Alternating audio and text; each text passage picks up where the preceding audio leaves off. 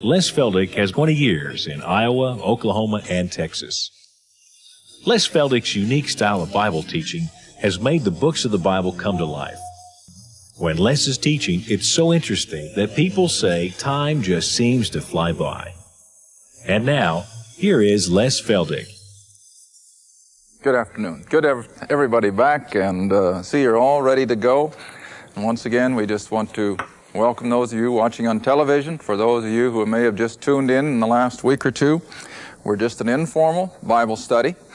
And all we try to do is open the Scriptures where anybody can understand it. Because I know that so many people read their Bibles. I've had some tell me I've read it through 5 times and didn't understand a thing I read.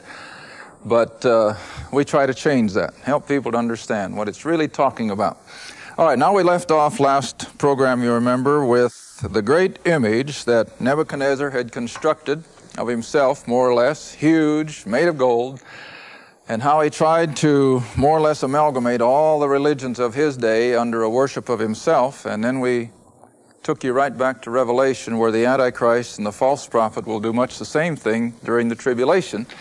And so you begin the times of the Gentiles, which this really is now. You remember 2 weeks ago we talked about that when Jesus spoke in Luke 21 of the times of the Gentiles, when Jerusalem would be trodden down by Gentiles until Christ will return, and then of course it'll all revert back to Israel and their relationship with their Jehovah God.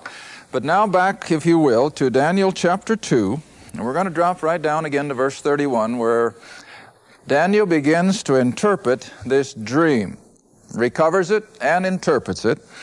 And he says that you saw a great